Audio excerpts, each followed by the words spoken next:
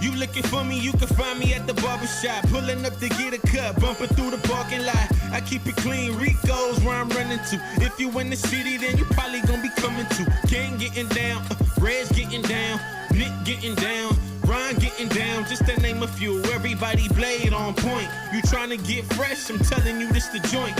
Hands down, top shop up in this vicinity. Promises age 9, LaRon been getting me. Temper on the side, I'm trying to grow out the way. What's up, guys? Welcome to the K.O.S. Barber Club podcast, where we discuss the collection of wisdom on the science of everything in life. And we do so by talking to our guests and seeing where they created a self-concept, got self-awareness, and what they did with that self-knowledge. And today I'm very happy and proud to have one of the coldest MCs in Miami that I know personally.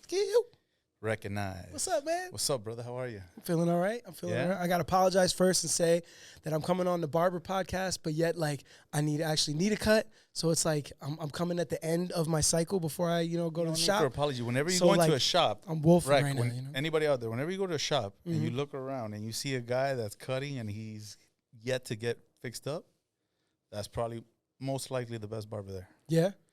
Dude, because we don't got time. Yeah, you're just busy. Like today I was, and then we're here now. You know what I'm saying? Like the day flows so fast. Yep.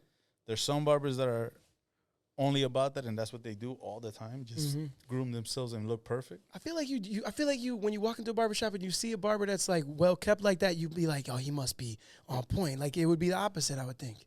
Like in my mind, perception would lead me to believe that the most well kept barber in there is like gotta be the illest barber. Well, let's break it down. Yeah. You show up, say 20, 30 minutes before your client gets there. You might line yourself real quick. Then you have an appointment 8, 8:30, 8:45, whatever it is, and you continue to go throughout the day, eat lunch, and then you finish around 8. You think you want to get a haircut after Hell that? no. You're out of there. No. Now do that on a daily, weekly. Yeah. Like I have to personally take time off on a certain day to go and get my haircut. Because if I don't, I'm not going to be able to. Yeah. But yeah, man, that's the barber world. But we're here talking about All right. Rek. What's up? I'm here. Alive. So Rek, it's knowledge of self, right? Yes, I'm and familiar. You're a person that is very enlightened, in my opinion. Well, thank you. From the I'd lyrics, like to think so. from the conversations, from just the way you carry yourself and go about. That's why I was like, yo, I got to get you in here. And I told Burns as well, you guys got to come in here and explain how you went about your life to the point where you are now, which is respected at a level higher than you ever thought you might have made it, right? But there was choices throughout your life that you had to either say, I'm going to stick with this or I'm going to go another direction. Oh, man. It's all the time. That happens so many times. For the people that don't know you, Rek, start like, you grew up in Miami, Florida, or you grew up in Broward? I grew up in Broward, technically, actually. Yeah, I was born in England. My mom's from England. My pop's from South Africa. They emigrated to the States when I was like 5. And we lived actually a lot. It's funny. A lot of kids like harassed me as I was growing up because like I went to high school in Broward. And they felt that when I started like making a name for myself in music, I was repping Miami. And there was a lot of Broward kids that were really upset with me for that. But what's crazy is it should be Florida. Yeah, I'm like, come on, bro. But what's funny is in my actual like lineage for real though, when we first moved to Florida, we moved to NMB. We lived in North Miami Beach. And then from there you said, yo, let's go and then I lived in North Miami Beach for, all my elementary school years. And then my last year of elementary school, they moved us to Hollywood. Nice. So I moved to Hollywood, and then I went to middle school and high school in Broward. So I grew up in Broward, and then when I got out of high school, I was like, bro, I want to get out of Florida. Like, Florida is not the business for me. Like, I want to just get out of here. I don't like this place. And then I went down to Miami and moved to Miami for a year. And then I was like, oh, no, it's not Florida.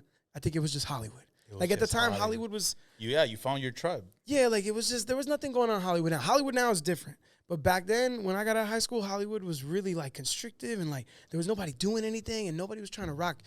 So that's where you had the self-awareness. I had to be like, yo, I want to get out of here. I want to go down south and go to where the business is, where the music is. Yeah, man, because a lot of people don't know how to identify these feelings or thoughts that I explain to various clients and people are like, oh, man, yeah, I never thought of that.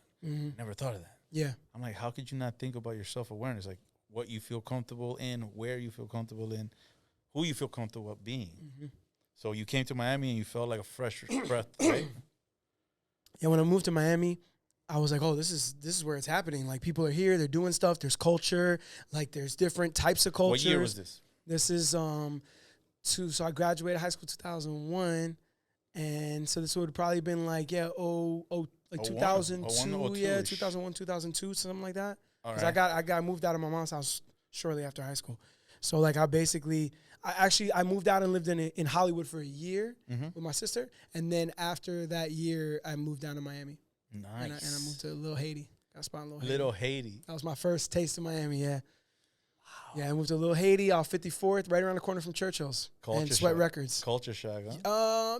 Yeah. I mean, it wasn't that much different, but yeah, I mean, it was definitely like it had a little bit of a vibe, especially then, like where, you know, the neighborhood and they were trying to kind of do a little bit of gentrification because that little community where I got an apartment felt a little bit like, here's where it's cool. And then like outside it was a little bit rugged, especially at night. Yeah. You know, so there were some issues. And then like I'd only been living by myself for like a year or two. So like my car got broken into. Like it was like, oh, real world. It's like Tom Hanks and Big. You know what I mean? You're like, oh, you know what I mean? So it was a little bit of culture shock, but I had already been rocking in Miami and coming down and doing jams and battles and stuff. So it wasn't like totally foreign. Yeah, it wasn't when foreign. I went to Broward, I was like, wow. Especially Plantation. First time I went out there, I was like, yo, people live like this? It was bugged out. Yeah. And then grass is green and people like are talking to each other and stuff. Because I grew up on the beach, so people don't realize that the beach is not. When you grow up there, it wasn't like how it is now. Yeah. Even in the 90s. I've only heard the legends. It wasn't like it is now. Like people walking around South Beach like it's chill, like it's a vibe. Back then, it was hot. There was a lot of crazy people, a lot of crazy things. I mean, it was kind of rugged back in the day too, wasn't it? It had like a reputation for being kind of like misguided people, man. Because imagine you have people from Cuba coming here and they're just a new place to live and they don't even know what's going on in a sense of like, okay, this is how we're supposed to act or be. They were free, so they were wilding out. Yeah. A lot of times there was a lot of skirmishes and fights all the time. Like from a Spanish kid, a guy that didn't speak English, and it's like, oh, why are you guys fighting? It was always like a fight, or aggression. And it just got little by little, it slowed down, and it got better and better and better. But in the 80s and 90s, South Beach was like how you would see over the train tracks. It was like that. Yeah. It was hard. Well, Hollywood was chill. It wasn't that rough, but it had its moments, just like your normal kid stuff growing up. But then I went to magnet school, a theater magnet school in Broward, called Parkway. And Parkway was like in the hood, and they were like, oh, we're gonna do what they do with magnet schools, which is like bus in kids from all over the place and mix it up, and gentrify it to a degree. And that was like my first taste for real of like rugged racially charged behavior and like kids fucking with us because of what we look like, or and there was a separation of it was fucked up how they did it too, because there was like kids that were local to that area and they weren't in the program. So then kids would get bussed in and go to the theater program and the arts program and the dance program. And then there was this weird separation of like, it almost set us up to be at war with each other, because of course those kids were looking at like, what's up with these fucking kids coming in from out of town? No, absolutely not aware of that. You're aware of it now, when you I see it now being a little bit more fucked up, where it's like a little bit of a class system thing, where like back then I was aware of the separation because it was like it was them against us in a way, but that back then I only saw it as a racial thing, because that was the only way we could be targeted. You didn't have a sticker that said like I go to drama, like I did. I was in the theater program. I didn't have a patch that said like I act or I'm in the drama program. Beat me up. Like they just saw me and was like, white boy. They was just like, we're gonna fuck you up. They didn't even care. Yeah, they didn't even care. They don't care what program you're in. You art, you dance, you what are we fucking you up? You're white. Yeah, that's it. So to me it was always racially charged, but now I also see it as like we were afforded opportunities being in that program that like they weren't. And then of course like fuck, you separated us all and like pitted us against each other. And then a lot of those kids in that neighborhood, like I had to deal with as a kid, very young, being explained to like why this person fucked you up. You know what I mean? Like, which is cool. Like let's talk about that, man, because that pretty much is self-awareness. Like know who you are, what you are, and what you stand for. But like if other people are telling you why, Did you accept it or you were Not in the beginning, because I was young and I had been hurt. I'd been injured, hurt, or whatever, and like physically like violated in a way. So it's like they beat me up, and then I got to hear this administrator telling me like, "Oh, this kid," who she probably sympathized with that kid because they dealing with all the kids, not just the theater kids or the arts kids, the local kids too. So she probably knew this kid, and she was giving me the story about how his mom was sick and all this stuff. But like at that age, I had no sympathy for that. Like, Of course. I'm a super compassionate person by nature. More as an adult, but even as a kid, I was very sensitive to others around me and like compassionate with people for their shit, what they're going through. But at that age, like to me, like if you cross that line and you fucked me up or you like physically assaulted me or whatever, like I had no compassion for that. Of course Like not, man. as a kid, You I was like, just man, got- fuck this you kid just- and his mom. You know what I mean? Like that's how I felt. Like fuck that. So you were also happy to leave Broward because of all that, leave all that behind and start a new venture. I did 3 years at Parkway. I love theater. My grandfather's a famous comedian in England when I was growing up. You know what I mean? Like, yeah, like he passed when I was 10, but like the stories of him are legendary. He was on Benny Hill mad times. He's been in mad movies. Like I had that to look up to. So I always wanted to do theater because, For those that don't know, Benny Hill is like what, the first like real comedy show? yeah, like late night, like kind of risque comedy show, sketch Look it up. comedy. Benny Hill comedy is funny as Legendary. hell. Benny Hill, That show's legendary awesome. show. So my grandfather did a lot in his career. You know, he had a comic strip, he was in movies, he did stand up, like he did a lot. So I was like, I'm gonna act and I want to do theater and I want to be an actor. So like I did 3 years there, I did stage plays. How'd you do? I did good. Yeah? I felt like I did good. Yeah, like I got lead roles, Never you gonna know. go back and maybe I did dabble with acting again? they had an opera that was only for the 8th graders, and then they needed somebody to they were gonna fill the slot, and I got it as a 6th grader. So I went, and then like they bussed us to Broward Center, and we did it at Broward Center, performed there. It was the shit. I missed a week of school just to go do the show, and it was awesome. I loved it. Yeah, that was like one of my earliest probably like stage experiences was all at theater. Like so we How did old were like you there? like 12 to 15. That's the age. Yeah, 6th, 7th, 8th grade. So like I the did age. Charlie Brown. I got to do Charlie Brown. We did Aladdin. We did we did stories like that, but then we would do like classic, like more theatrical type You know stuff. they do But Scarface now on kids? do they? I think I've seen that actually on social media. Dude, I don't know how to feel about that, but it's okay. I guess They it's did. art. We did the Motown story, and I got to do Michael Jackson, which was fun. like I got to Michael do, Jackson? yeah. You, Michael Jackson? I got to do the young Michael, so I wore like the wig and like whatever. I know, which is funny. And then like of course doing it as like the older Michael made sense because like my skin tone was lighter, so like I get to go out there with the glove and yeah, we got to do shit like that, and it was cool because I didn't realize this, but like that magnet program was heavily funded as magnet program. You know, it's not. I didn't realize that normal schools didn't have that. I was just like, oh, drama. This is just another school. Drama's the shit. This is great. But these people, it was $1 million program. They had a fucking stage department. They had a whole section that was kids that went there to learn how to be crew. Yeah. So they had like a shop and they were building stuff and big sets and it was a proper theater and all that shit. Surprised you didn't keep dabbling in acting. So I went through so much shit in that 6th to 8th grade, and it was so rugged and I was so tired of like being terrorized that when it was time to graduate to high school, my mom was like, do you want to go to Dillard? Dillard was the performing arts high school. Okay. By all intents and purposes now, in retrospect, I don't think it would have been as bad, but I was so scared at that point that I was going to have to go through 4 more years of the shit I had been going through in middle school that I was like, you know what? Nah, fuck that. I'd rather just go to my home school. So do you think you were lacking on self-knowledge? No, I was very self-aware that I'm not like a scrapper by any stretch of the imagination. I don't like physical confrontation. I don't like combat. Like I'm not into that. Yeah. And I didn't want to be around that shit at all. Yeah, so of I like course. that. No, You had to who be aware. does? I If mean, you some do, people you are got- built for I that don't know, shit. man. Some kids love to fight. Some adults love to fight. I don't. I'm not into that. You know, like so it's like I don't know. Like to me, fighting is the precursor to trying to kill you. Like if we fight, like some people fight and they're like they fight for I sport. think I understand. To me, people get their fucking eyes put out. They get their jaws broken. Like to me, That's fighting. hate. No, I'm just saying fighting. No, but to me, that's hate.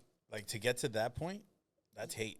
I mean, I guess I think some people are just so good at fighting that they'll fuck you up and you don't even realize, like, you know what I mean? Like people. Nah, if you're good at fighting, you know what you're doing. Yeah, I guess maybe. I don't know shit about fighting. If like you that, don't know how to throw a combination and you don't know, and you're just throwing blows, yeah, you might hit somebody, catch them perfect, they fall. Yeah. But if you know how to throw a combination and you know how to, Yeah, you know how to fight like you know fair what and you're do doing. it right. Yeah. You know that okay, I'm gonna. Boom. So I didn't have the awareness as a kid to know that. I just knew that I didn't like fighting. I didn't want to be a part of it, and like something really bad could happen if you fight. So I just avoided it at all costs. So Did you when ever think like, what if I would have chose to go? What would have happened? I try not to like really think. I mean, actually never really. Nah, never. I actually don't think I've ever really contemplated that for real. So you were aware, you were self-aware. You're like, this is what I'm doing. I made the self-concept, which is I think I have thought what I said before, which is like, I think going back, like it might not have been what I feared it would have been. So I could have gone, but I've never thought like, I wonder what would have happened if I would have gone. An intuition? Like a feeling like, nah, like something. Nah, I think that decision was made based off of fear. Like that decision was based off of like my fear. I want to go to school and chill. I don't want to be worried. I just don't want to be looking over my shoulder all the time. Like I hated that. Every time I had to be going, oh shit, man, can I make it from this class to the next class? That's how bad it was. It was bad. So I was like, you know what? Let me just go. Mom was like, you can go to your home high school, which was South Broward, and they have a magnet for marine biology. And I was like, and she was like, you could go to that. It'd be just good to have it on your record. And I was like, cool, whatever. You agreed not knowing. I agreed just thinking, cool, I guess I'll do that instead of nothing. Yeah. And maybe I'll check out the program there, the drama program at that high school.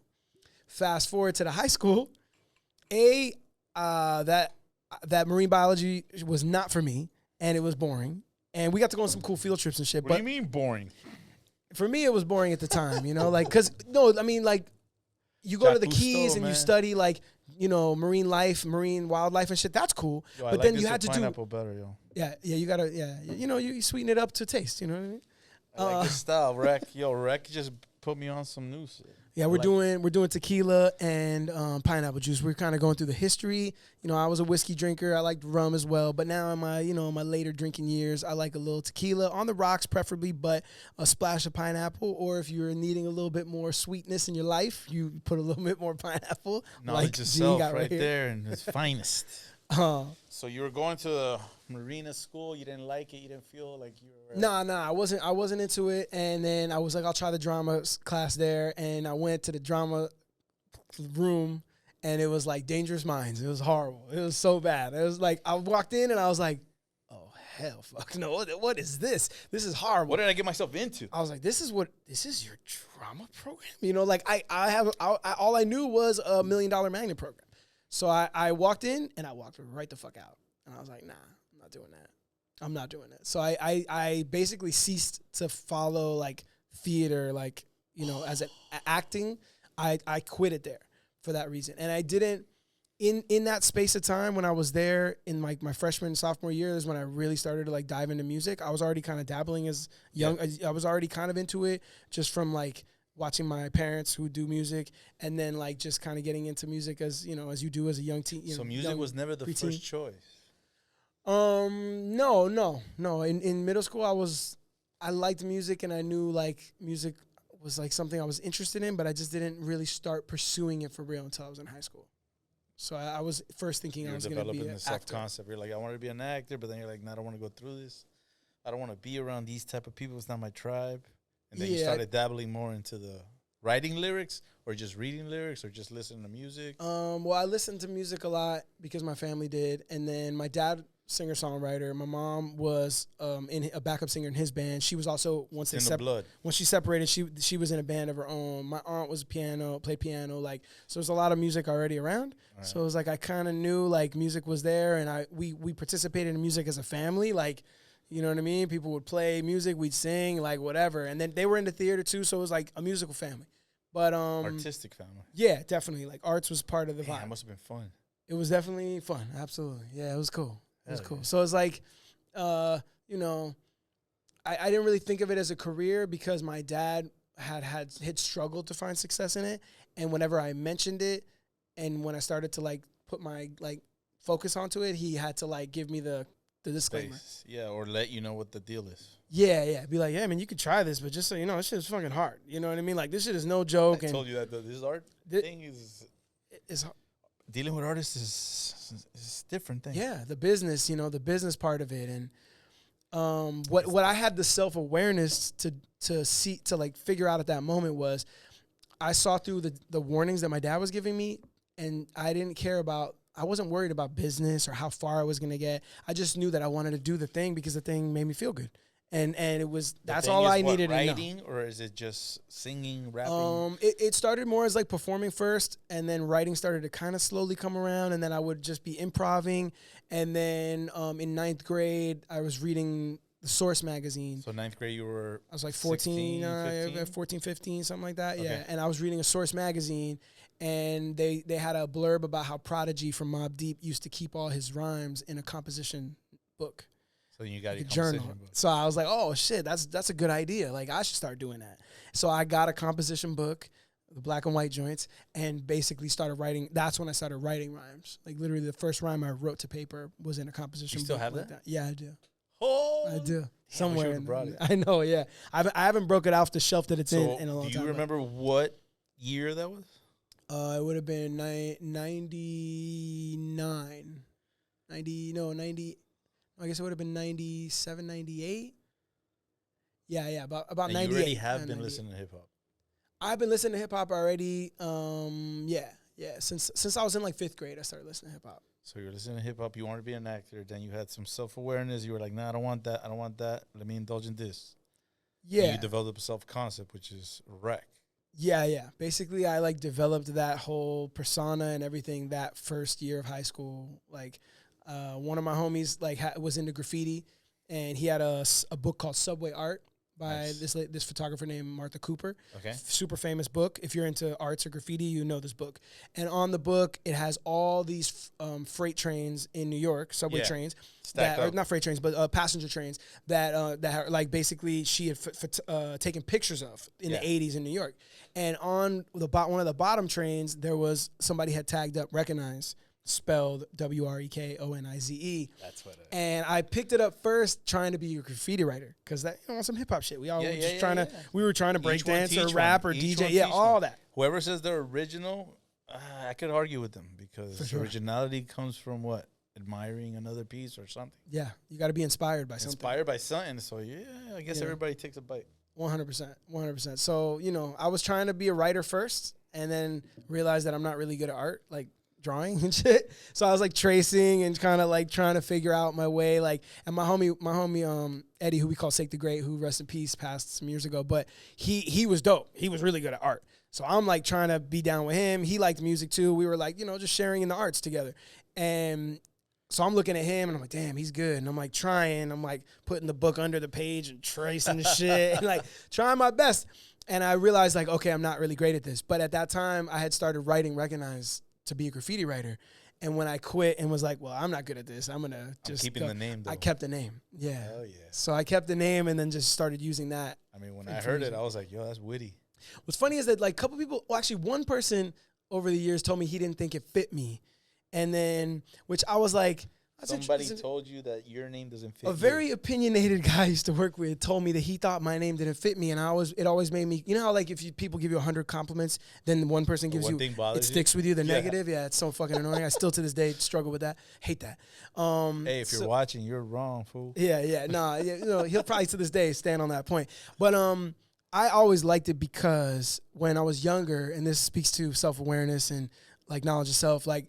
My pops told me a lot because my parents separated when I was 7. So then for the next 5 years, I was going to New York. My dad lived in Manhattan. So those first 5 years from like 7 till like 12, I was basically, 7 to 12, I was like basically spending like 2 months a year with my dad in New York. I used to do that, but in Colombia. In Colombia? Yeah. And at that time. That's in the 80s. Crazy. No, you don't understand. Like? What was that like? Dude, that's a different story. But like, I tell people stories, they don't believe me. I'm like, all right, cool, whatever you think. Dude, you know what it is to walk out of it's a guy with a humongous machine gun and you're like 10 years old. You're like, Yeah. And then you see another machine gun, and you're like, whoa. Yeah. And you're going home, and all of a sudden you hear, you're like, oh, snap. And the grandma's going crazy. No, it was nuts. It was being in like war. Yeah. Because you hear it, you feel it, everybody's talking about it, the news is going nuts. You're a kid, they're playing with your toys, they're trying. Right. And then you come back here and it's all true. Chilling. Like nothing. I think that's cool. Like, I actually enjoyed the fact that my parents got divorced. Like, I was actually, like, I found it very functional for my life. First time I ever said that. Yeah, like, me and my sister are 2 years apart. My sister did not take it as well. But I would say, she wouldn't argue with that. But I you found got a break from each parent. Like I just found it functional to be like, my dad moved, so I got to travel. So then I got to see New York when you're a kid is fucking amazing. Did like, they pick you up or did they put you on the plane by yourself to go? No, we went on the plane by ourselves. Me and my sister got chaperoned, and they dropped us off with the chaperone agent. That was scary shit, man. I was by myself. That was scary. Yeah, see, at least I had my sister, so that was. I was by myself, man. I was shitting bricks. I was like, damn, don't let this plane fall. Yeah, I didn't know about the ear thing. Nobody explained that shit to me. Oh, no? No, my ears were popping. I was freaking out. I mean, we might have figured some of that shit out on our own, too. But the thing is, like, yeah, having another kid with you, like, that's close in age, it helped a lot. Because it would always be me and my sister, you know what I mean? Like, fighting through all that shit. So, yeah, but those adventures, like, taught me a lot. Like, met so many different kinds of people. And my dad was a pretty dynamic dude in New York. He was an artist, right? So he was an artist, and he taught tennis. So imagine, like, two different worlds, you know, but also two worlds that are high traffic. Like, there's a lot of people that come through those worlds, you know? Like, he was a teacher in Roosevelt Island. That Roosevelt Island club in New York at that time was a highly prominent tennis. The fucking mayor played tennis there. Yeah. It was the one that had to take the little ferry, the Roosevelt Island ferry that's in some movies. But basically, like, a lot of people it was like the spot to be, you know? And my pops was a teacher there. So my pops had some amazing. He would take you there. And he would take us there, and we would just like have to wait while he taught lessons and shit. And you were chilling. We were just kicking. We got cool with the staff, you know what I mean? Like, so we had cool moments like that, and then he would have cool friends. He was real good friends with Geraldo Rivera's brother, Craig Rivera. So like, we used to kick it with Craig and his wife. Like, so we went to Geraldo's crib one time. Geraldo wasn't there, but we went and stayed at his house. Like, so we had these cool adventures. Like from 7 to 12, like I was like going to New York was like, oh, this is an adventure. Adventure, you know? So I'd meet all these cool people, saw my dad doing music, saw my dad like working as well, and just got to like, it made me more dynamic person. Did they ever kid. give you a choice? Like, yo, you want to stay with your dad? Do you want to come back or no? No, then the choice never got presented to me. Would you? No, I don't think my dad ever was prepared for that. No, actually, you know what? I don't even know if my dad would have offered, but I know that my mom wouldn't have accepted that. Yo, Rek, what if you would have been in New York? I know, that would have been crazy. That would have changed everything. Honestly, I love my dad, but I don't think that like it would have been the best for me to grow up with him 24/7 because I was real sensitive and he was real militant. And to me, like what makes me who I am today, which I'm totally cool with and I love who I am, like I wouldn't have been able to become that person and stay that person if I was met with the force that my pops, you know, like the forceful hand of my dark side. I don't know how I would have reacted. I just know that like I couldn't have fostered like the same personality. Been like a cannabis, like an evil MC. Imagine. I don't know. Like it's weird. I just knew that like I loved the time with my dad because my dad's wise. Like he taught me mad shit, and I loved like listening to him talk, and like I picked up shit from him. But then when it was time to go home, like I was cool with that. You know what I mean? Because my dad was really militant, especially when I was younger, and New York was really hard on him. Because it was the first time. This was 91, 92-ish? No, yeah. Oh, yeah. About 90. New York at that time was still hardcore, you know? Yeah, New York was no joke. And he had just split up from he had a bad breakup with my mom. You know what I mean? So then getting to New York was rugged for him. And trying to figure it out, trying to put food on the table, take care of us still. Like, it was a lot. So, you know, I got into the music. Miami. In New York, though, with him. That was also why New York was special to me, because basically on one of those trips, me and my sister were sitting with my dad, and one day we're like, how do you write a song? How does that work, you know? And then as like a 9 and 7-year-old, to 8 and 10-year-old, and then my dad was like, I'll show you. And he's like, cool, and put it down, and he started like, let me show you. So we wrote lyrics with my pops. Yeah. And basically wrote a song, and then we went and recorded it. He put us in the studio. The bars. He like set it up for us, helped us, you know, show here's what we're gonna do, write the lines, come up with the concept together, and then here's what you guys will sing, and we did like a duet, like call and response, so the kids and him going back and forth, and then he booked a session in New York because of course the home studios didn't exist then, and we went to the big studio and recorded it, and I was 9 years old in the booth recording. You have that recording still? Yep. Holy shit! Got it. It's a song called "Tell Me Which Way." And, you know, and just to speak to like how militant my dad was, not of like Joe Jackson levels or anything, but I remember my dad being disappointed with the vocals that we did. Hey, I wonder if my dad remembers that. I could identify. You're a father now. You could identify that you always want like the badass. He was probably, And like studio time's expensive, you know, back then. So like he didn't get the take he wanted from us or something, or maybe we were a little off key because our first fucking time in the booth, you know. But yeah, I can remember my dad being like visibly disappointed, you know. And we were like, oh, I thought we did okay, you know what I mean? Like, and it was what, you know. And then I think my pops was the kind of guy that he wouldn't be able to hide it at first, but then he'd come around and he'll shake it off and be like, it's all okay. good. We did good. You guys. did Don't a worry great about job, guys. You know, whatever. He wasn't like, man, fuck you guys or anything. But he wanted to probably. Like, yeah, no, for sure. I could definitely tell that he was, But then he grew to love it. And I think he then began to see like the imperfections in what we did is what made it charming because we were kids. You know what I mean? What like, does the pop say now? My pops was not like a hip hop fan in the beginning per se. So like when I was doing music in the beginning, he was cool with it. He was supportive of it. And then when he saw that we started to, you know, really like start to make moves, he was like giving me props and he was being real supportive. And then what was cool was like I could tell he liked the music, but it wasn't really his speed. And then we put out a Mayday album called South of Fifth, which is like the hybrid reggae. And that was the first album that my pops hit me up.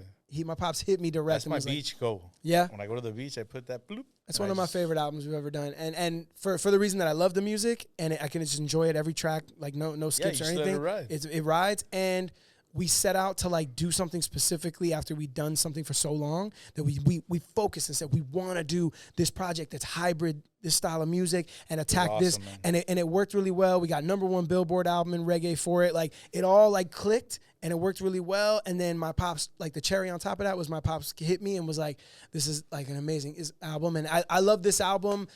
It's my favorite thing you've ever done. But then on top of that, I just love it even if you weren't my son. And that was like, cool. For me, it was. So when you were making that album that you feel is one of your strongest albums, did you have like a sense of self, like an intuition? Because I talk a lot about that in the podcast. Because a lot of people have these intuitions, but they don't have the knowledge of identifying what it is exactly. Yeah, or they might have the fear to act on it or something. Or they just like, no, that's not the right thing to do because he told me. What I really want to get across in the podcast is, you see how you said in the beginning, yo, I don't want to go to that school. I want to go over here. You walked into the classroom. You said, man, I don't want to be here. I'm out of here. Yeah. You know what I'm saying? That type of awareness is what I'm trying to help people identify within.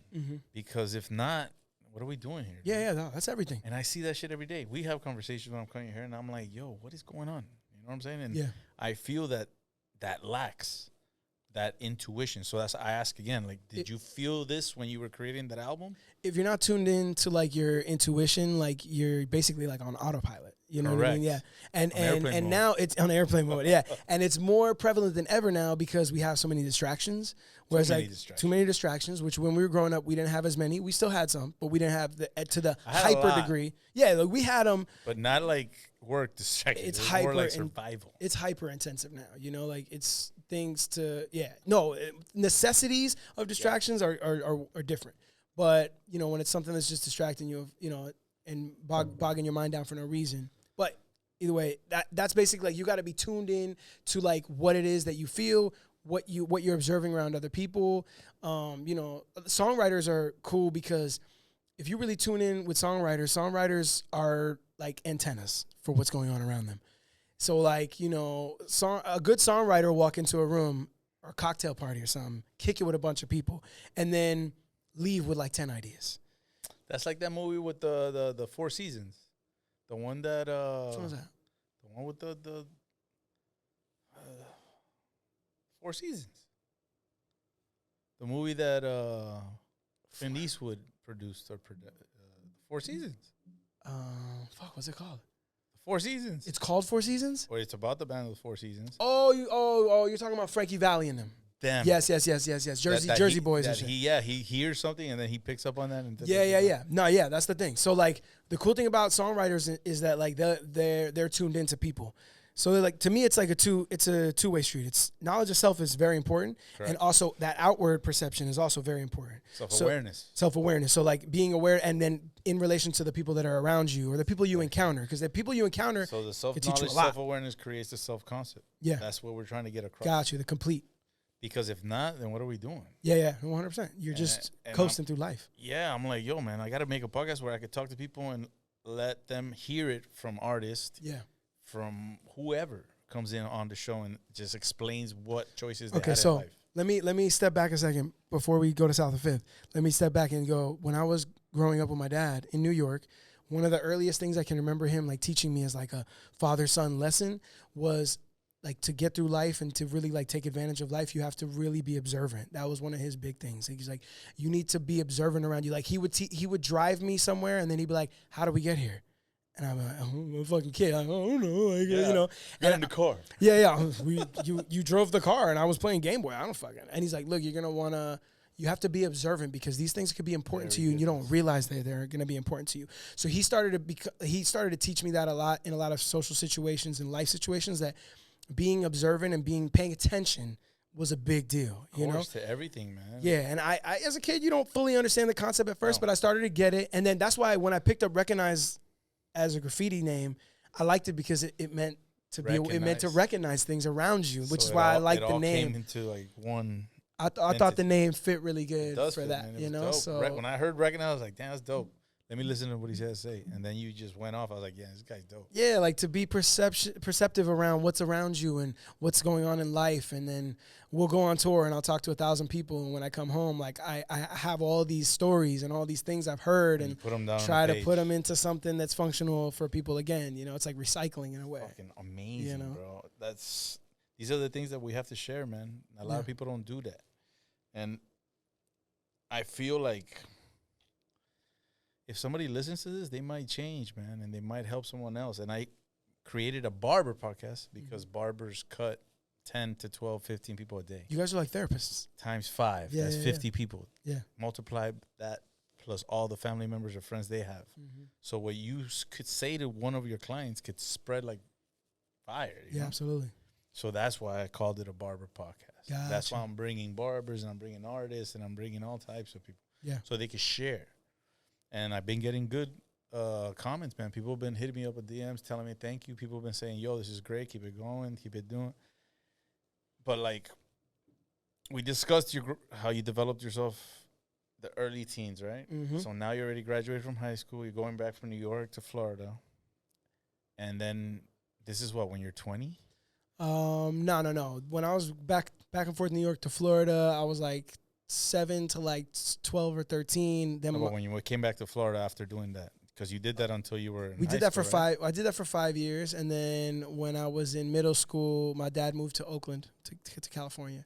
Wow. Yeah, he met a woman in New York, and then they got into it, and they started a relationship.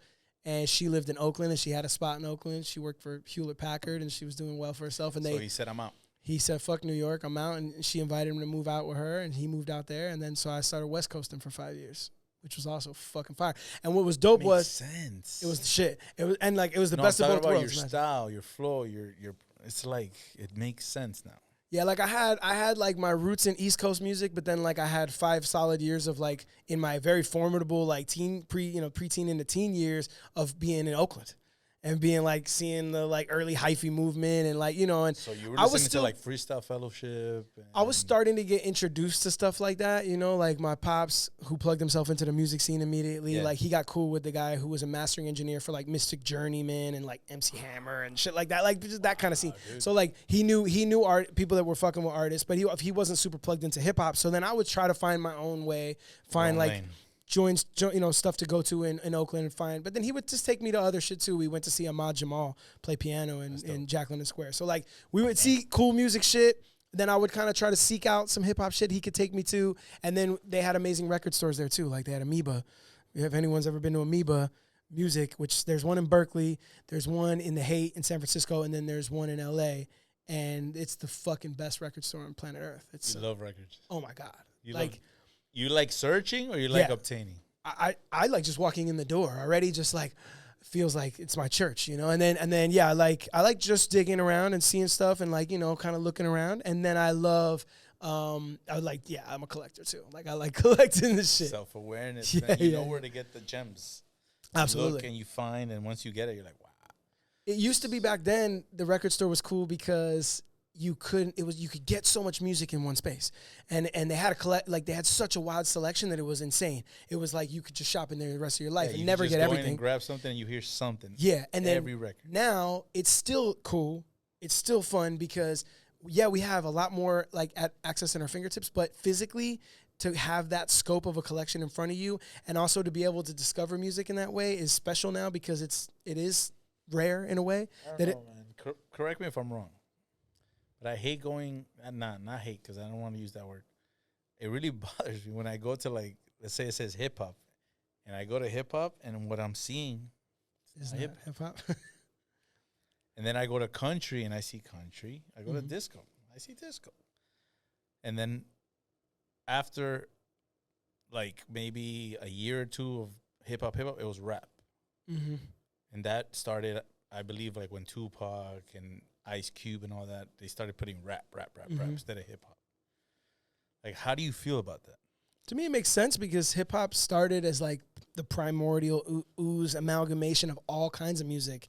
They were taken from jazz and classical, and like they were sampling, they were sampling all these records from all over the place. So in a way, hip hop, like in the beginning, it was made up of all these other makeups of music. So like it had its own identity, but it was like it was like a gumbo. It was like just throw in all this shit. So it's like you could have a hip hop song sound like a country song, or a hip hop song sound like a classical song, or you know what I mean? Only with just hard ass drums on it or whatever. So I'm not really big anyways on just like categorizing shit in general. I think categorizing anything just really does it a disservice. And being in Mayday, like what the career that we've built as being like genre benders and just kind of like going wherever the fuck we feel, it's made it hard for us to function. So I have an aversion to like labeling shit at all because labels shit divide. labeling is stupid, man. Labels divide. Like if I play a song to a room full of people and I don't say anything in the beginning, everyone has a clean slate of how to feel about that song.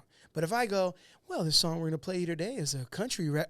Already, everybody has a fucking bias. Everybody. Okay. My uncle used to play country. I hate country. Country's racist. Country's cool. It reminds me of when I was a kid. Like everyone starts from a place. But if I don't label it and just play it, then you just feel what you're supposed to feel. So to me, like categorizing shit is already, no matter what, if they do it right or not, it's never the way. It's never the way. Mm-mm. So yeah, it makes sense. Miami, New York, California. Yep. And then full circle, you're back Yeah. to Florida. Yeah. And you're 20 years old. Yeah. Have you already recorded yet already? Yeah, I had already started like recording, started writing, and like I did like my first kind of like mixtape with my homie in his garage, probably like 16, 17 years old. And then I was battling as well because I had started driving down to Miami and then like located these jams that were going on, these B-boy jams, and try to plug myself into the scene because there was no fucking jams going on in Broward. Nothing. Literally, like I was one of 3 kids that rapped in my high school. Yeah. A whole high school. In Miami, you could get a table. You could make a posse cut with just one table in the lunchroom. Every school had their crew. Yeah, everybody had multiple crews of rappers and producers, and everyone was doing beats and pressing vinyls and all that shit. So I wanted to be part of that. So I was like, all right, I'm going to come down to Miami, started going to the like B-boy battles and the jams. And then What was that, the Slack Lounge? no, that was pre-Slack Lounge. It was like Polish American Club was probably one of the first ones I ever went to. Nice. So the Pack, I went to the Pack, and they were doing like Who Can Roast the Most or one of those jams. And it was mainly thrown by B-boys for B-boy, but then they would also pay homage to everything else. So they would have a DJ battle. They would have an MC battle. They would have a graffiti situation. What, like Ground Zero crew and all Yep, that? Bebe and Ground Zero crew. Wow. Yep. So I used remember to, those days. I Yeah. blacked out a lot in those days. You do what? Blacked out. Those Yeah. days were the days that I was experimenting with poison, right? Knowledge of poison. So it was like, oh, this is $5.99. No shit. And it's like, damn, never again. Yeah. Oh, this is $6.99. Yeah, we were all doing a bit of that at that age. It was part of it. Was kind of came with the territory. It was fun, but it was. Yeah. Yeah, no, I definitely don't miss that level, that frequency of going in. So you were battling. You were self-aware, self-conscious. I started battling because when I went down to the scene for the first time, nobody was trying to let me in. They were like, everyone went to high school with each other. They were all clicked up, and I was the kid from Broward that nobody knew. And I was like, hey, man, I'd love to get some beat and try to make contacts and They were networking. discriminating you again?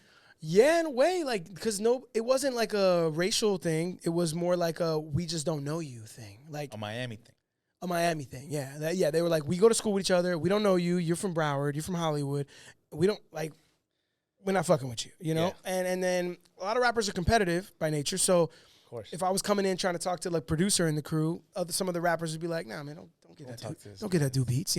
Say the beats for me. So there was some weird competition there. So then on the first couple times when I realized that, I was like, well, how do I break into this? And then they're like, and now the MC battle. And the MC battle would And you launch already had off. written in the competition a couple rhymes. I had been rhyming already, yeah. But I don't even know. I can't remember now if freestyling was already on my radar or not.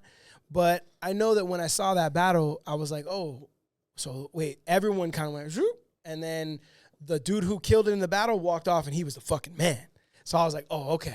I'm going to try this out. This is what I got to do to, like, get some fucking respect or get some doors open. I got to get up there. So what day was that? What battle was that? Do you remember? I don't remember honestly, I don't remember now the first battle I went to. I know it was a Who Can Roast the Most, I think. Yeah, I blacked out. No. I definitely think it was a Who Can Roast the Most. I just don't know because they did so many of them. And there was like Who Can Roast the Most 9 or whatever. I don't remember which one it was. It was one of the early ones. Yeah. It was an early roast. And then I saw what they did, and then I left. And the next one that they did there, I entered. And I went in and I remember my first battle for sure. I went in, it was me and Parable the first time. And it was his first battle as well. He was a little younger than me. And he had one of those like 8 Mile moments where like his nerves fucked with him or whatever. So like I won the first round. Yeah. I won my first battle, but it was by default. Because he beat himself. I didn't beat him. Yeah, he fumbled. So then the next battle after that, I battled somebody in his crew, this dude Logix, and he got me. Not Logic. Not Logix, Rat Pack, Logix, do we know? No, not Logic. Logix with an S. Okay. And he was in Artificial. He was one of the MCs in Artificial. Yes. Remember Artificial? So yeah, he got me. He beat me. Artificial. Shout out to Danny, man. Yeah, shout out to the whole AO crew, Ralphie, Danny, Keith. Logix, Nuisance. So yeah, Logix beat me in that battle. And that was like, okay, cool. Like I knew once I got off that battle, I was like, I fuck with this. I like this. This is dope. I want to be in this.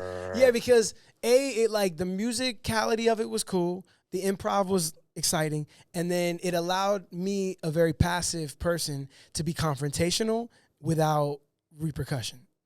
You know? Yeah. I could go say whatever I want to you. And you got foul shit. This is a battle. And then we shake hands after, sportsmanlike and cool. You're not going to punch me in my face, and I'm not going to punch you. And then I was like, this is great. Even though it does happen.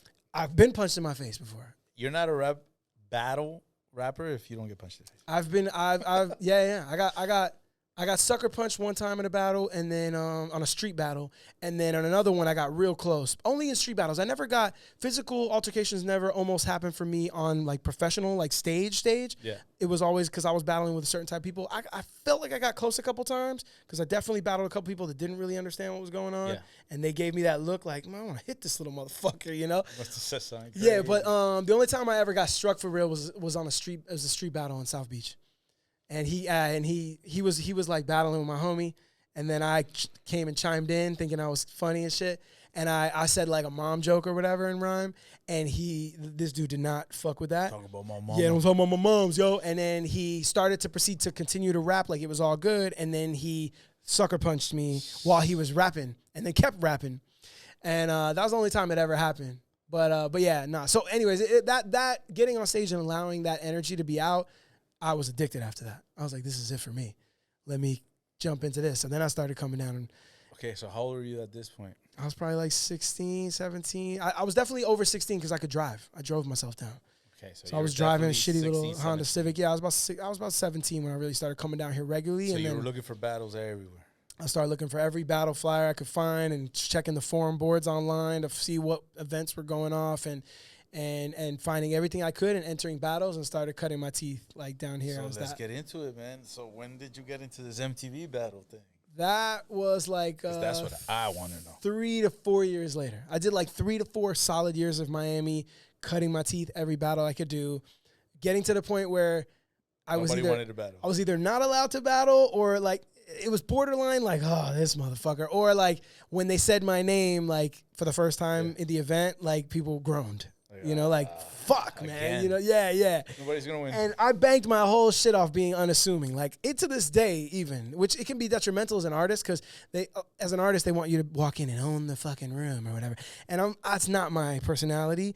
I want to walk in and have you not see me. That's my vibe. So 3 years of battling, how did you go from the beginning to where you're at going to the MTV battle, self concept wise? Like, I was working on music. I knew music. I always had the self-awareness to know that battling was a means to an end. It was not, I didn't want to be the best battle rapper ever. I didn't want to battle rap forever. You just enjoyed I enjoyed the it. sport. I enjoyed it. But looking forward or planning or being aware of my like trajectory, I knew I wasn't going to be there forever. I just wanted to be there functionally to get me into the studios, get me with the producers, make a name for myself or whatever so that people would listen to my music. Yeah. That was my main goal, knew that from the jump.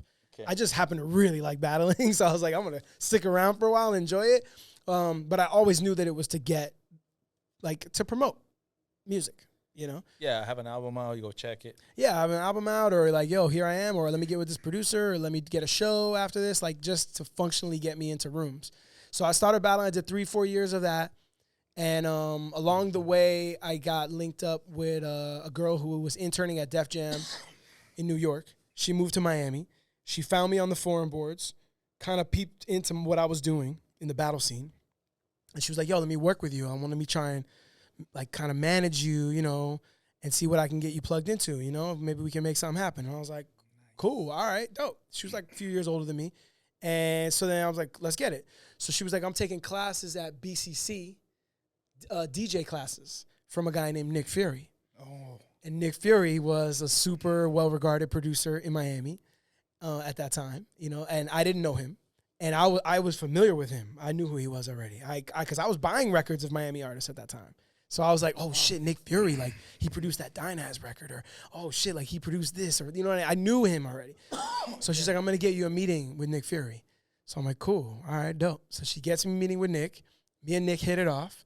He fucks with me, and he takes me under his wing, and basically, like, I ended up signing a production deal with Nick Fury and this dude Alfonso. Like, so it was like a management and production deal. And so, like, about 18, I guess, at this point, 18, 19, maybe. Years old. Yeah. And so then they started helping me develop, like, for music. So I was still battling for promo. For money? No. The thing is, battling for money back then wasn't as prevalent as it is now. Like, battling for money is a big thing now, where it wasn't really, like, we didn't have pay-per-view back then. You know what I mean? Pay-per-view, yeah, exactly. What's his name? Hoffa? Yeah, Math Hoffa and these guys. Like, yeah, we didn't have that kind of stuff. So our battling for money was like $500 tops, maybe. You know, like every now and again, yeah, I went out. That's a lot. That was a big one. Like, it was normally like $100 or, you know, a couple $100 maybe. Right. I don't ever really remember winning anything super like major in those early days. It was a few $100 if that, or the bar tab or some dumb shit. So I was doing music with Nick Fury, and then at that time I was fucking with a girl who called me and was like, yo, I was just listening to the radio and 103.5 is hosting some like audition for a rap battle or whatever. And I was like, oh shit. And she was like, yeah, I don't know, sound like something that you would be dope at or whatever. Cool. All right, I'm gonna check it out. So I looked it up. They were having auditions at some studio in North Miami, and it was like an open call.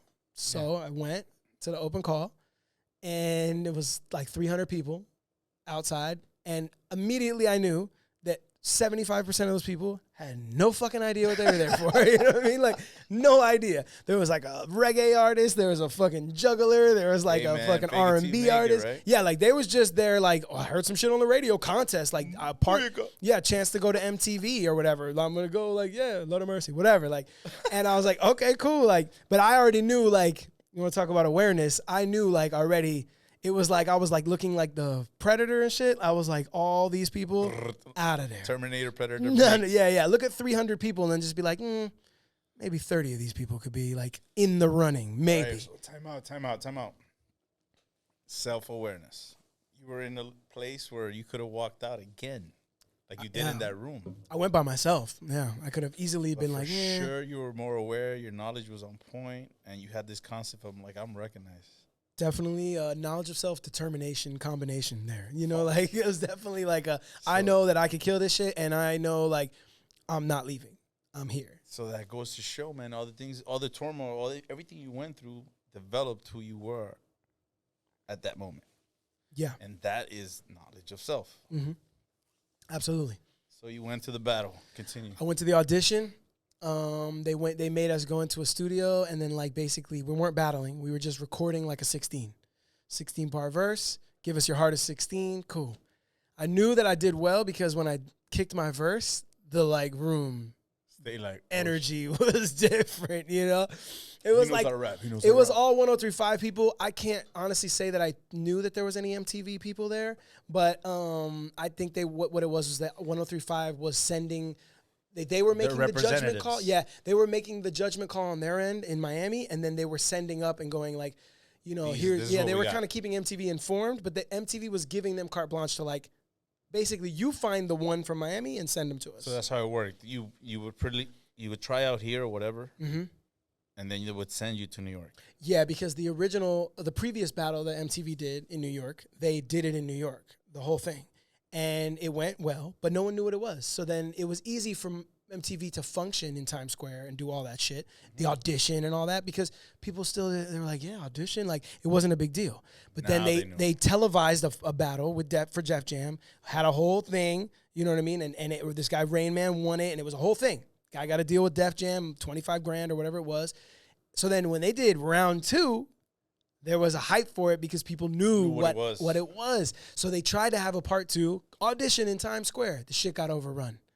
Really? It was so over-attended they couldn't handle the amount of people that showed up, and they had to shut it the fuck down. So then they started searching out. So then they decided, okay, we're going to try this again, but instead of doing it in New York and having that catastrophe, let's outsource it across the country and have 8 markets in the country do it, and then send us the contenders, and then we'll just have the 8 contenders. So they, so then you know, I did my thing, my open audition. I got a call. You made it to the next round. The next round was a battle of 16, if I'm not mistaken. So then the next one was at Circle House Studios, infamous Circle House Studios, that basically the last, you know, the 16 that were remaining, we're going to go head to head, battle for real. So we did battle. I think it would have been 2 rounds for me, if I'm not mistaken. Maybe 3, might have been 3. And I remember like the first one being pretty chill. Second one was like a street dude that, you know, like wasn't really like cut from the battle cloth. It was kind of like also looked pretty chill. And then the third one was me and Louis Knuckles, who Louis Knuckles was in First Platoon. They had which I knew that record. I had that record. I was a fan. The streets 305. Yeah, shout out to Louis Knuckles. Outside. I was a fan. So that was a nerve-wracking one for me because I looked up to him. I was a fan of his, you know. So that one was a little bit of a challenge. Man, shout out to Louis. Super dope. Shout out to Louis. He went to my school. No shit? Yeah. He was the one that would wreck everybody.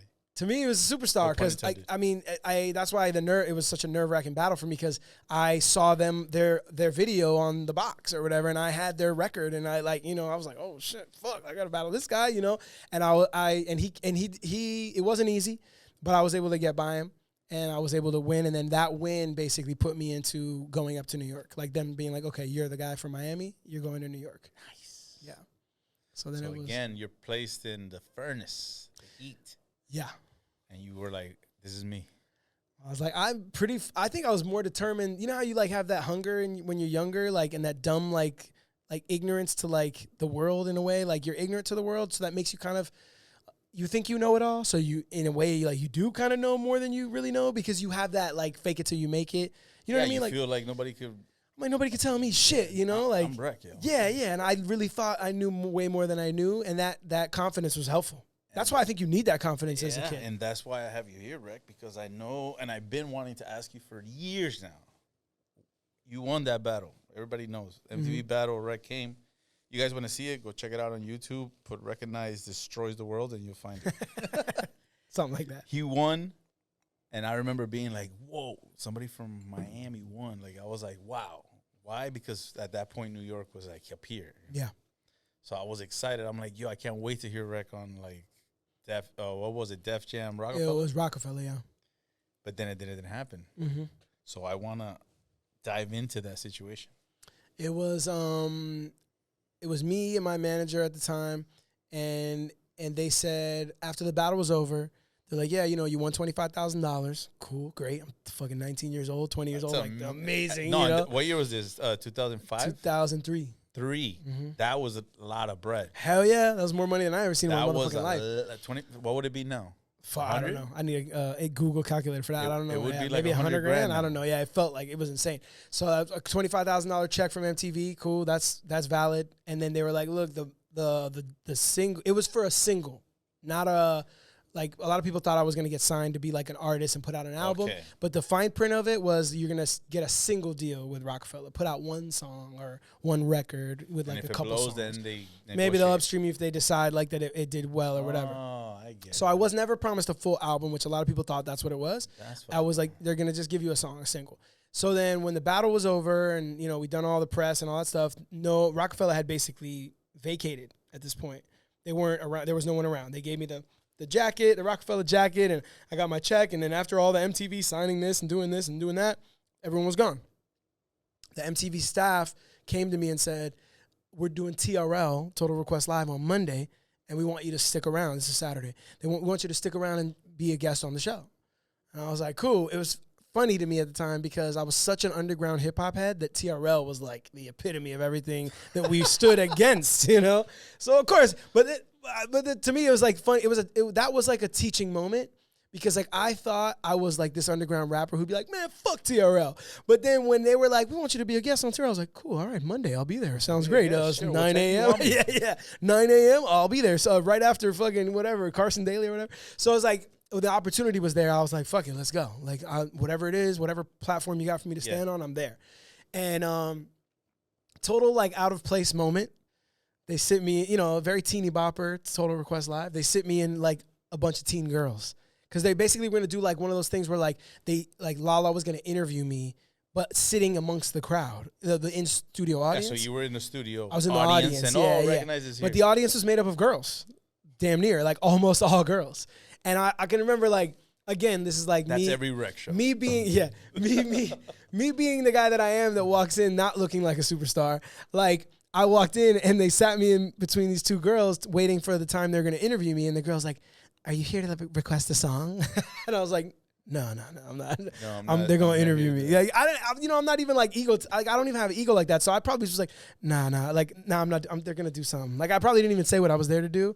I didn't be like, bitch, I'll be an interview. Like, so anyway, they interviewed me. The whole point of the reason why I go to this part of the story is, my manager was like, look, if Rockefeller doesn't show up by the time you go on the show, then here's what we'll say. We'll say that you're going to go back to Miami and you're going to work on your project, your album, and you're going to shop it around and find yourself a good home. Basically like announce on live TV that I was making my next move and I was looking for a deal and like I didn't have a deal.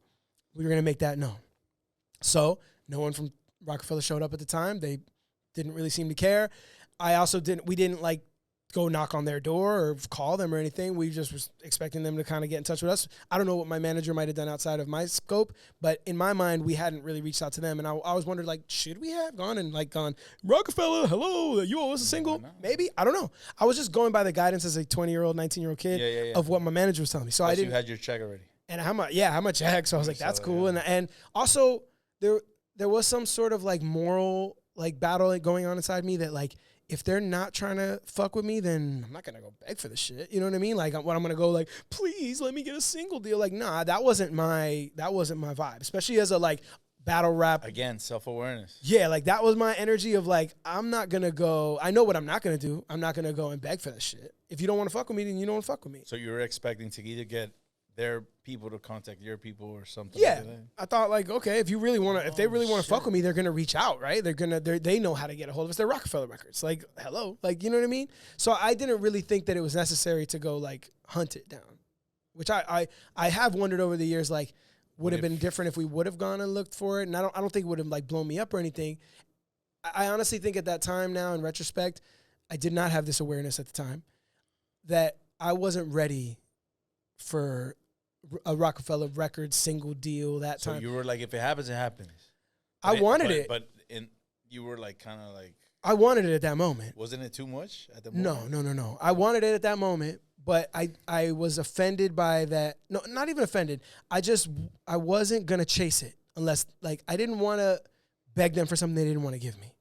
And I was like confident in myself enough and like proud of myself enough to be like, I'm not gonna like, if they don't fuck with me, I don't fuck with them. That's cool. Whatever. I'm not just gonna go do time I thought my that thing. There was like an agreement. Like once No, you no, win, no. you get to. There was a lot of like rumors that kind of like imagine like there was internet So and this forum was boards like and an stuff. MTV Rockefeller promotion type of deal. Yeah, and so was the Some one Dame before it. Dash, It wasn't fucking new. Trickery, Like, Jedi I Mind mean, Tricks. and the one with Def Jam went the same exact way.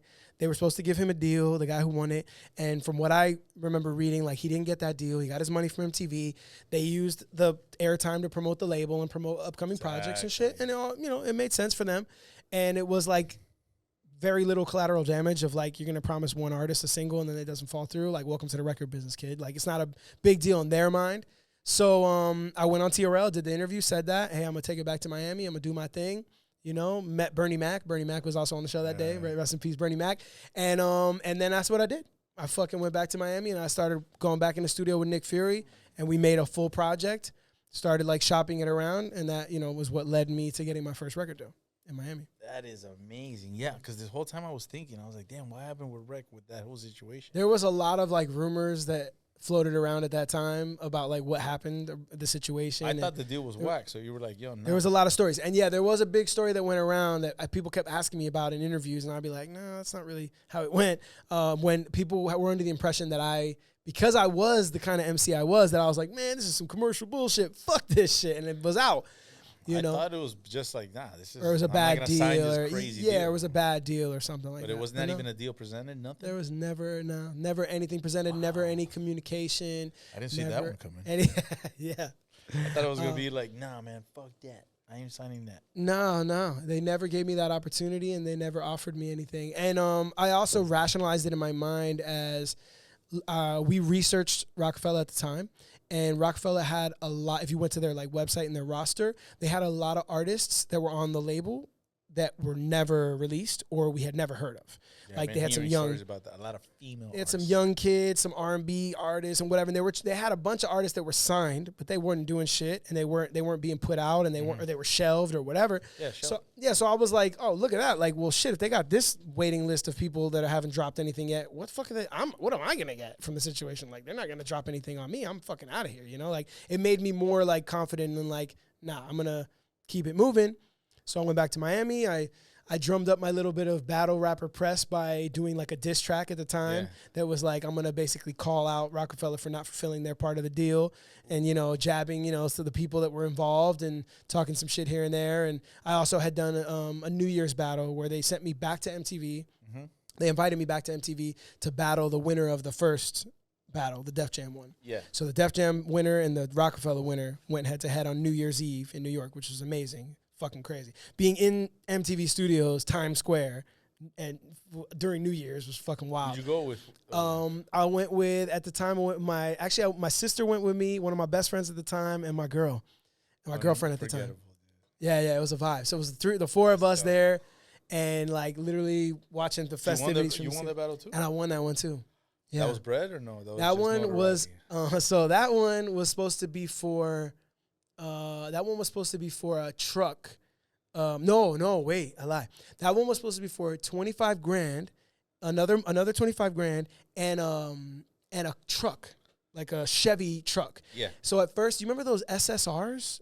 They're like it was like a short looking truck, but it was like real slick looking, or it was an SSL, SSR, something like that. They were like these little Chevy trucks they used to make. They were really dope looking. They were like really like it was kind of like it was like a truck meets like a sedan. It was like a weird hybrid between a truck and a regular car. Thinking of that Honda one. That was it's like they didn't run them for very long. But the thing was, so that car was worth like $50,000. So I think what happened was so I won the contest. MTV's like, cool, you know, we're gonna give you whatever. We're gonna give you this. No, actually, I don't think it was cash. I think it was just the truck. I gotta fucking look back now. But either way, I was supposed to be promised this truck. So many battles I can't remember. Shit, man. Around that time, that was a crazy year because I could break it down for you. But won the MTV battle in November. Went back for New Year's. I'm trying to think if there was cash or not. Either way, let's just say it was a truck for now. Yeah, I feel like it was a cash and the truck. And now I can't remember if I'm just mixing up the November one. But let's just say for now, for argument's sake, it was the truck. We're going to give you this truck or whatever. You're going to win this truck. Cool. All right, dope. I get home. I won the battle. Great. Waiting on my truck, you know. MTV is in contact with me they have a great sweepstakes department and all that. Like, they had a girl who's calling me regularly, like, oh, sorry, Ben, you know, boom, boom, boom, whatever. And then, so a month maybe or two goes by. oh, the sweepstakes department at Chevrolet is like, they were on vacation and it's boom, boom, boom. You give me these reasons and yada, yada. So I'm like, damn, it's kind of funny that they're not really like delivering the shit they were supposed to deliver. And one day she calls me and she's like, oh, before the battle, they switched it. It was supposed to be the SSR or whatever it was, $50,000 truck. They switched it to a $25,000 Avalanche or Colorado Avalanche or some shit, you know? So I think they realized, like, we're not about to give these rapper kids, like, fucking this SSR limited-ass truck. They knew what they were doing. Let me give them the cheaper shit, you know? That shit gets me mad. So they had switched the truck already by the time we was on the show. But when we was on the show, like, they had the different truck there. So cool. All right, whatever. So then I get a call a couple months later. So sorry. The MTV's apologetic about the whole thing. Basically, Chevrolet didn't like have what they needed to have for the sweepstakes to deliver you the car. So we're just going to cut you a check for the car. Which was dope because at the time I had bought my first like real like new car, like nothing flashy, just like a little Saturn 9 or whatever. Like before all this battle shit, I needed a car. So I bought myself a car, was making payments and shit. So I really didn't need a fucking truck. You know, I didn't know what I was going to do. Yeah. So then when she was like, oh, we're going to cut you a check, I was like, perfect. Like, I'll take that. You would have sold the truck anyway. Yeah. I would have wanted to sell the truck anyway. So it was dope. So it was cool. I went in November and got 25. And then that truck was worth like 26.5. So I went and, you know, a couple months, 4 or 5 months later, got 26.5. 20 years old. It was a crazy ass year. So in a year, you almost made like 50 grand. I made 50 grand, and then when I signed my record deal, I got a non-recoupable bonus of like, I think I ended up making like 30. It was 50. It was 50K, and then after my management and production deal that I had took their cut, I got 35K. So I made like 85K that year. 80K. It was insane. It was fucking insane. It was like, it was just wild. It was wild. And from there, did you have any doubts or maybe like, oh, maybe I should do this, do that, or I continue in the same trajectory? No, I went full steam ahead. I knew like I wasn't good at investing money. My mom was like trying to, put money in this IRA or this whatever. And I was like, or buy a property. And I was like, and I, in retrospect, wish I would have listened to her. But I didn't. I was like, I don't know, I don't know. I was basically like, I know one thing, no matter what, I'm going to survive off this money while I figure out my artistic shit and get my shit in motion. And then I know that no matter what, when all this money's gone, because inevitably it will be gone, I want to have all the equipment necessary to make my own music. You don't have to pay nobody. I don't have to pay nobody else. I bought turntables. I bought Pro Tools. I bought a computer. I bought all the shit necessary, a microphone, a preamp. I bought all the shit necessary. You made a studio. I made a studio, and some of that gear I still have to this day, so 20 years still later. Paying Yeah. I literally used those same turntables to generate revenue now, So like that was my one, like I knocked myself on the head for being like, you're a dumbass. You could have invested a bigger portion of that money in things. What's the fun in that? Yeah, you know what I mean? What the fuck? Like, you're an artist, man. Mom, get out of here. I let her convince me to put like a little bit in an IRA, but yeah, at the time, like I was like, nah, I'm gonna pay my rent. I was living with my sister still. I was paying me and my sister's rent when times were rough for her. She was figuring her shit out.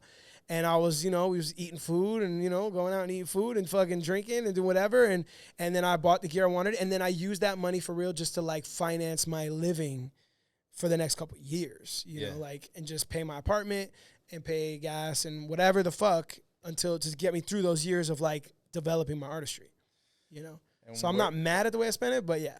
Where are we standing now, Rek? Now that you went through all those obstacles, experiences. And then of course, you joined Mayday, which was awesome. I joined Mayday. We signed like I did. I got shelved on my first record deal. I met the guys in Mayday during that process. I call those like my college years. I ended up working at that company, Reality Kings, which is adult entertainment business for anybody who doesn't know. And I worked on my music. My album got shelved. The Mayday album got put out. Mayday was just 2 guys at that time, Burn and Plex. And I got to be cool with them. I'd already known them, but when we were working together, signed to the same label, we really got cool. And then I was seeing what they were doing and being like, man, they're doing the kind of shit I want to be doing for real. And we got so cool that it inevitably became like they want to expand the group and they want to invite in an extra vocalist. They kicked it up to me and I'm like, of course, let's go. Let's fucking go. So we started working together. I joined the group in 2009 after like 7-8 years of just like cutting my teeth and working at Reality Kings and just trying to figure out, like, the cool thing about working at Reality Kings and the reason why I stayed there for so long, The guy who owned it was super cool. The job was easy most of the time. I worked like many different jobs there. I never went to pre-production. I was always on post. But I worked mad jobs. I enjoyed the job. I enjoyed the people there. I met my wife there. And the whole time I was there were studios in the building. So I worked there as a quid pro quo for when I'm done, I could just go So they had an A studio. When the label went under, they kept the studio as a business. Let's just keep the studio and we'll book sessions. And they had Beyonce come in there and fucking Yellow Wolf and CeeLo. And they had a bunch of artists come in there. So is that how Mayday got CeeLo?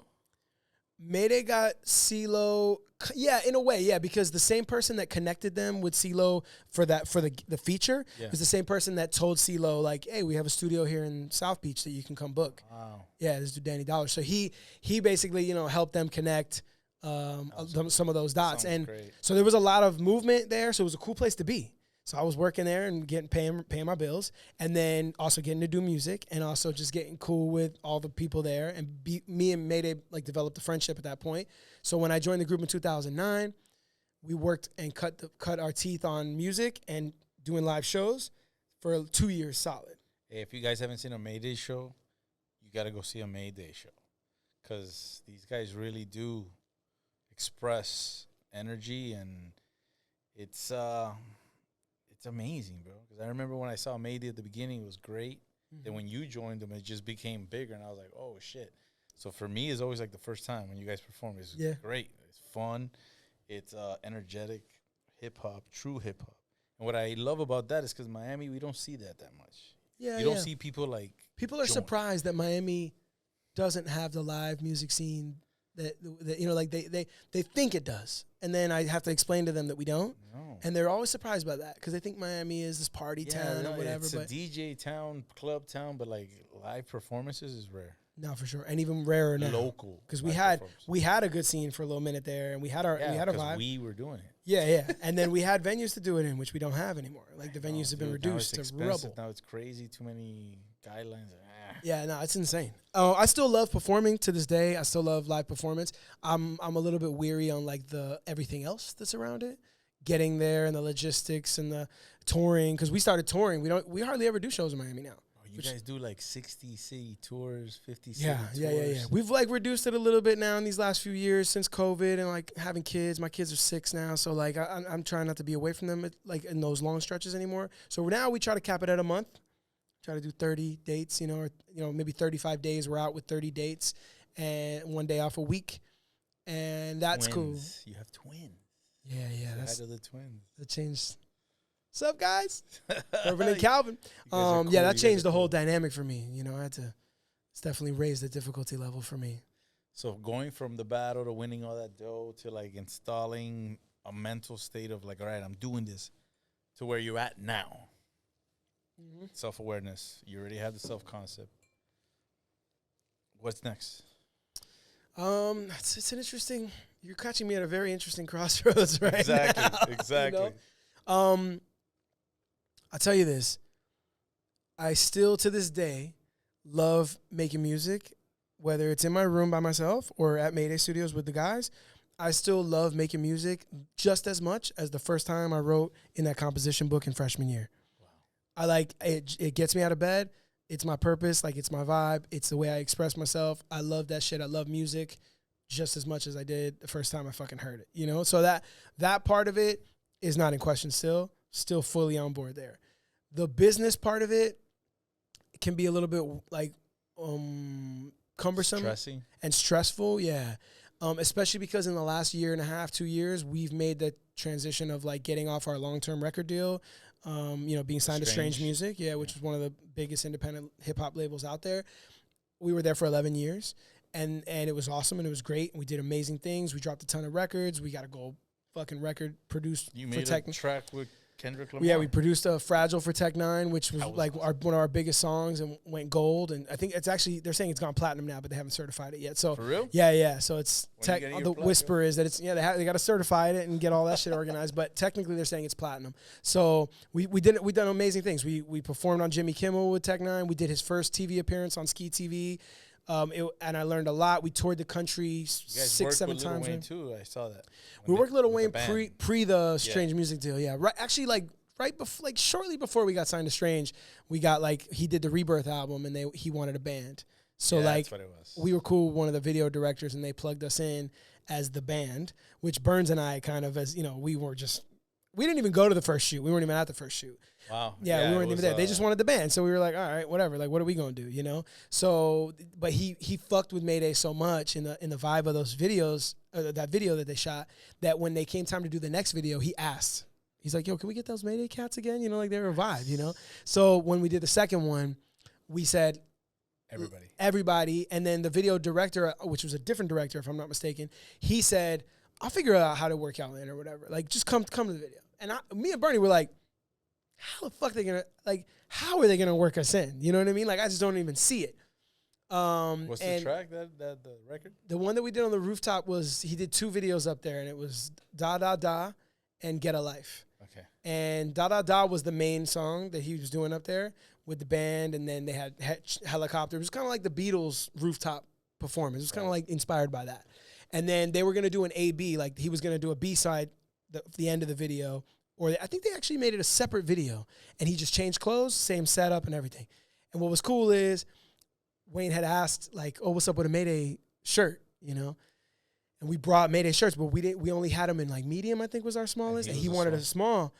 And he was a little bit apprehensive, like that's not, And then I saw him kind of be like, fuck it, whatever. And then he just put it on. He's like, fuck it, Mayday shirt, and he rocked that for the second video. Oh. So Lil Wayne, like, biggest artist on the planet, with us as the backing band, and a big ass Mayday shirt on for the video was a really cool boost for us at that point. Hell yeah. I remember seeing it. I was like, yes. It was amazing because everyone was like, what's Mayday? You know what I mean? He does live out here. He knows what's up. Yeah, he was cool as fuck, man. He was really cool. So yeah, man, with all that said, like, how do you take all that information from beginning to now and use it to help maybe somebody that's viewing this podcast right now? What would you tell that person? Oh, man. Maybe an MC, maybe a barber that's up and coming, battling, because you battle with barbers. We go to conventions. Oh, yeah, y'all got the competitions too, right? Yeah. No, they go in. Yeah? That's fire. I got to go to one of those. People do, they don't even cut hair no more. They paint and they do all these other shit. Like crazy designs and shit. They do designs, and then they do the enhancements, and it's a big deal. Yeah, yeah. Like in Connecticut, they have a big battle, and they have it like smoke and the whole 9, dude. Yeah. It's like big money now. I bet. You go in, geez. Yeah. If you're a good battle barber, you could battle all year and make 100 G's. Amazing. So fire. I love that. I love competition. I'm a big fan of competition anyways. So like sport, battle. That's another reason why I like battle rap, I think, too, is because like I liked sport growing up. I played sport growing up, and then like kind of fell out of it when I got into the arts and didn't really fuck with sports too much.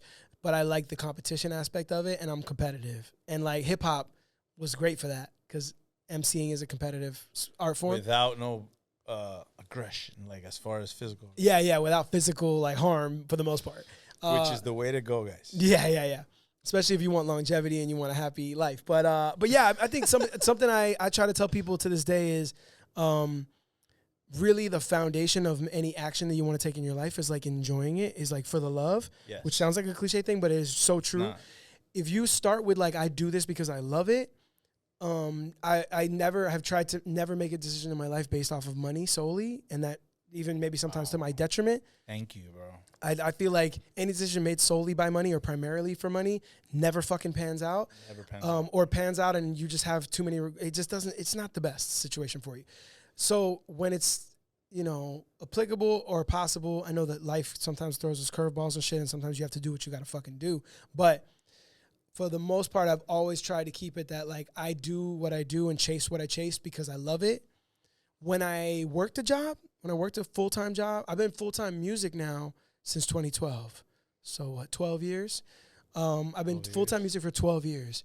When I got my record deal with Strange Music, I didn't quit my job because I was still needing money, but I was doing what I loved, and I just didn't want to bail on that. I'd had a full-time or part-time. I'd had a check coming since I was 15 years old, and I was scared to disconnect from that and to go to freelance or sporadic money, or music money. Yeah. So I was like, fuck, like I I was scared to do it. So we got our strange deal. I kept my job at Reality Kings. It was a cool job, mind you. It wasn't, Yeah, it wasn't. I didn't hate the job. I hate this place. Yeah, which helped it. But it wasn't the job I wanted to do. But my boss at the time was like, "Oh, we're going on tour. 60 dates. Be gone 2 months." It's like, "All right, cool, man. Like, we can manage without you for what's going on right now. And when you come back, just hit me up and tap back in." All right, cool. Did that. Went on tour. First Tech 9 tour, all 6s and 7s. Came back. Nah. I went back to my job. You went back? I went back. Man of his word. Went back to the job.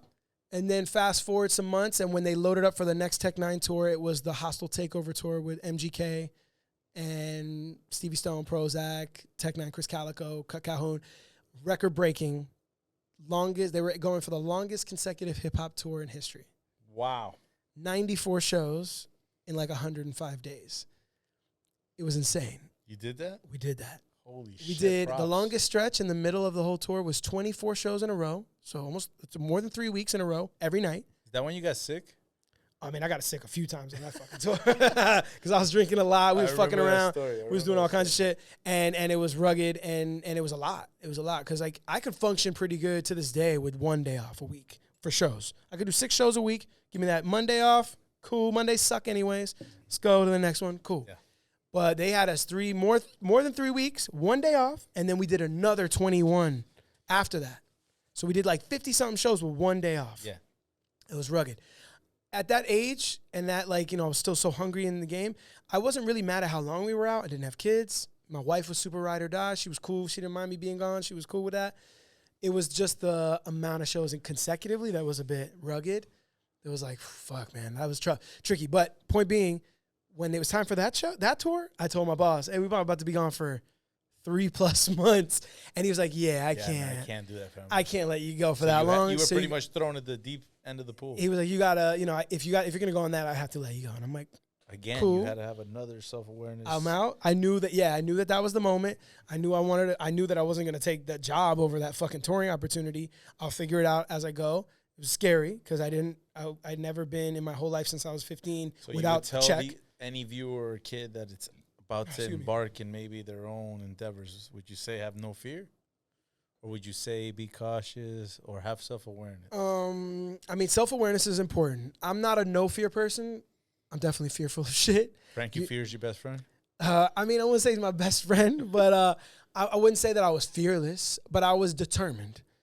You can have fear and still be determined, like to me. You know what I mean? Like, of course, you're going to go do that shit. Everybody feels fear. But like, I went and did those things, but like, and people might not have, they couldn't tell because I had my poker face up, but I was scared. Like, the fear was there. But the fear's a good driver sometimes. Sometimes you're scared as fuck, but I'm going to power through this shit. Yeah, the only way through is forward. I'm going through. Fuck that shit. I'm scared as fuck, but let's go. Let's do it. And so fear was a driver. I don't think shedding fear is the way to go because being fearless, sometimes you make rash decisions or you get too cocky. And like, to me, that's not, you need fear to be calculative, and let's figure out which way we're going. Would say smart. To me, use fear to be calculative. Fear is definitely a tool you can use. Determination is key, and doing it for the love. I've heard multiple people over my career say like things like, "Oh, like if you're not promoting it this way and you're not getting traction, like why even bother?" And I never agreed with that. To this day, like some people are driven by follower counts and things like that. Like I don't fuck with that. Yeah, I'm competitive, so I pay attention and I strive for things because I believe in growth. Stats. I want to see growth every year. So if I'm getting, yeah, but there's different gauges of growth. Of course. Now there's more than ever. Correct. So how could you keep in contact with all of them and it's be hard. on top of all? It's hard. That's just stressful. It's bro. stressful. I try. I do try. I will admit that I do try. All I know is that the God got, you know what I'm saying? He got me. If I stay focused, if I keep love and compassion in the mix of anything I do, I don't see how I could fail. And if I do fail, I learn from it. Yeah. So why even be afraid? I'm when it comes to like the spiritual track that we're on, like I'm a little bit more of like I'm a little bit more pragmatic. Like I'm not 100% sure what I believe at this point. I used to say I was an atheist. All I know now I say I'm agnostic. Is that I don't know. Yeah, that I fuck with that. That is my saying. I 100% I've been saying it for years. Look, all I know is that we don't know. Yeah. But if you're telling me you know, if you believe in whoever or this or the God or whoever it is, I'm cool with that. The source it's just boiling it down to like being righteous, being a good person, Correct. being good to your fellow man. Correct. Like I'm cool with that. That's what I want to be about. Yes, so, of course. That's why money doesn't drive you, because you understand that money brings those terms. I can remember like, you know, things I've done and people and contacts and relationships I've made. I don't remember the dollars that I spent. The specific. Yeah, like we were talking about money right now. You didn't even remember. You're like, but you remember being with your sis. Yeah. New Year's. I remember tangible things. I don't remember those numbers of that money. So to me, it's doing it for the love is the first and foremost. It's kept me here for 20 years, and it will keep me hopefully here for the foreseeable future. Even if I got knocked out of music, or if I left the music business right now and stopped putting records out or stopped funding records or whatever, someone asked me about this recently, and I'm like, would you be still making music? I'm like, yeah. Obviously you can't make a promise that that your future self can't maintain for you, because you could be a different person then. But right. I just know that right now, everything I'm built with, my whole DNA is just like, I like to create, and that's my medium. And I just can't envision not doing it, even if no one heard it. If it was just for me, nah, man. I made a song today. From a person that no one heard it. To your music, I love that shit. Nah, stop, because that shit is raw. Yeah, like it's just, to me, it's, I'm going to keep doing it. I hear some of your lyrics and I text you. I'm like, yo, what the fuck was this? It's like the lyrics you throw out there are amazing. The style you have is amazing. I appreciate that. Representing Miami, living legend, like Wrek. I appreciate that, man. We meet kids now at the studio and they're like, yo, OGs. And I'm like, damn, are we in OG status already? Like, damn. Yeah, that's why I say, what do you want to tell that young Wrek at 18, 19 years old right now? I honestly, like, doing it for the love is important.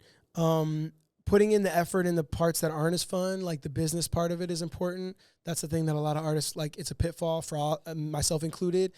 The business part is not natural to us. So a lot of people turn a blind eye or let somebody else handle that shit for you, and that's is not the way to go. You want to engage in the business. Try to be it's like doing your taxes, bro. Like, doing your taxes fucking sucks, but like, you want to pay attention during that shit, because sometimes it can be to your benefit. Well, it's to your benefit to pay attention, because you need to learn the system and figure out how to maneuver it, you know?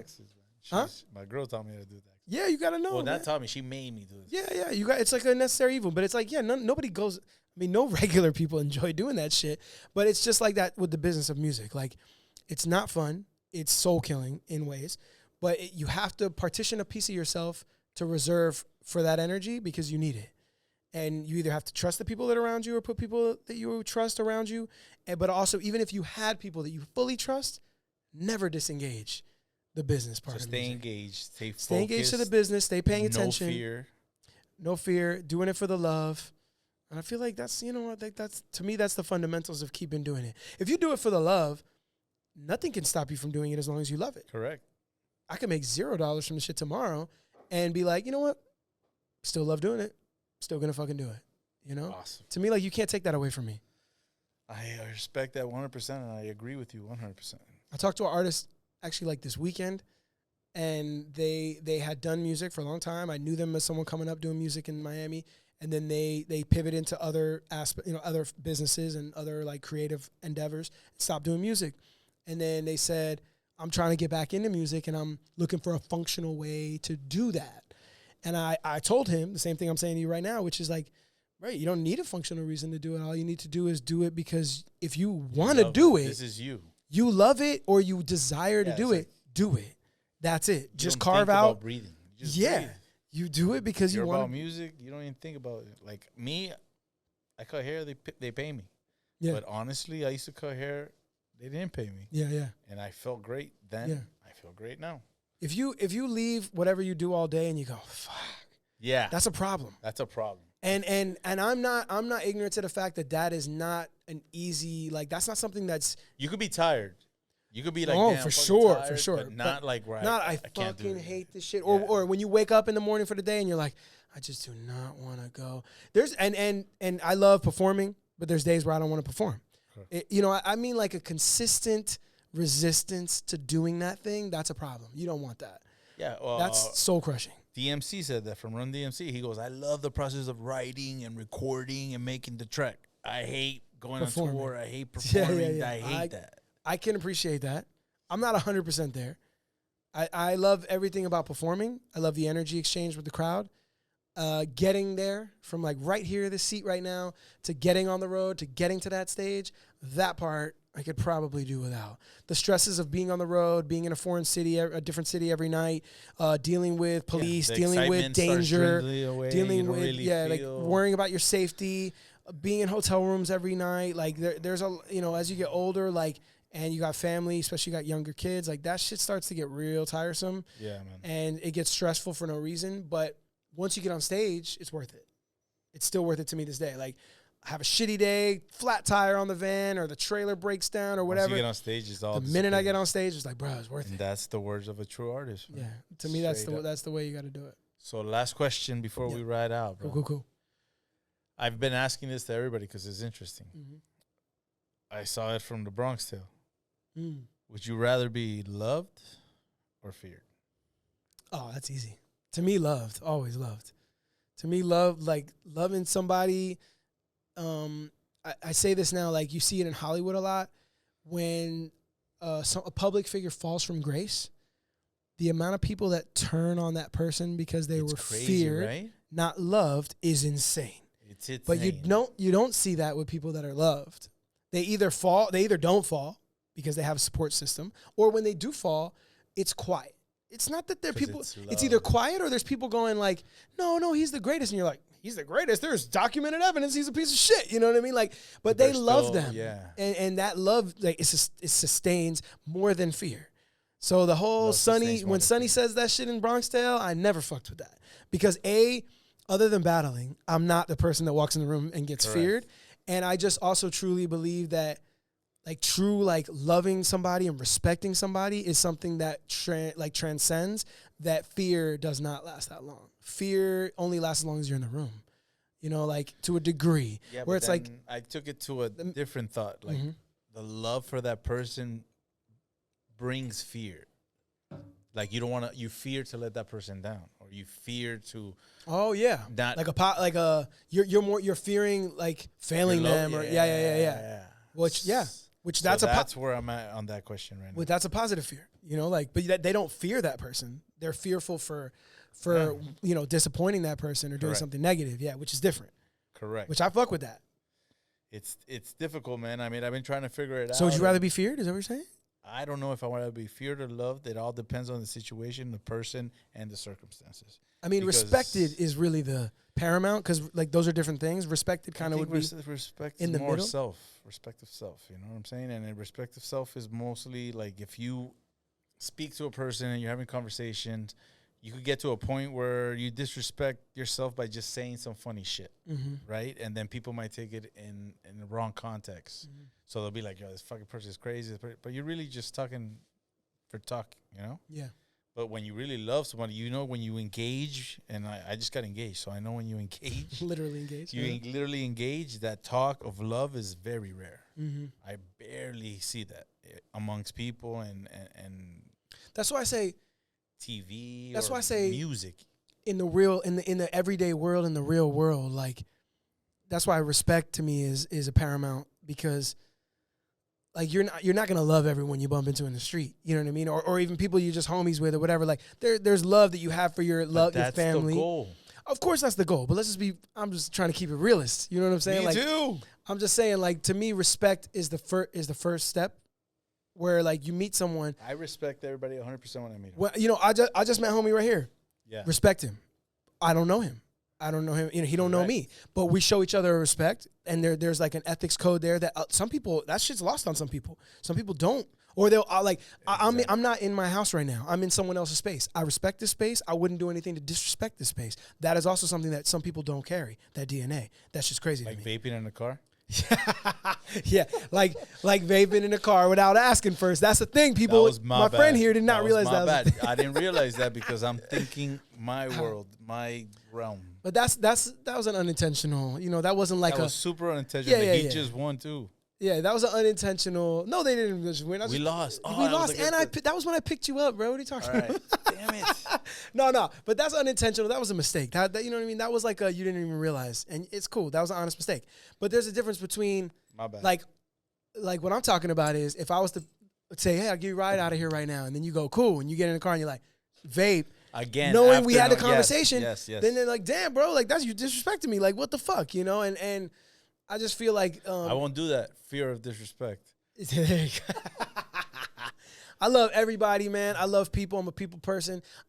People are fucking stupid too. You know what I mean? Like I will recognize that. I love stupid people too, man. Man, I don't know about all that. I have to, bro, because I no. deal with I a mean, lot of course, I love everybody, but at the same time, we're on a big planet full of all kinds of different people. Or are we? So the podcast ain't that long, man. The battery's about to run out. Next time. So, like, I just feel like my message in life is like, I try to be a righteous person. I want to do right by people.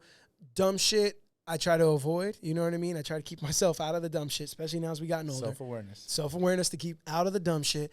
And I love and respect everybody. The first time we're meeting, like, I'm giving you the same amount of respect that I've given you the homies that I've known for a million years. I always say that. 100% love, and then it starts going to the point you can like, you can whittle it down from like, there, but get I'm the gonna give you fuck the outta here, 100 bro. right off the I don't rip. speak to you. I don't talk to you. I don't see Until- you. I'll greet you. Yeah. Hey, what's up?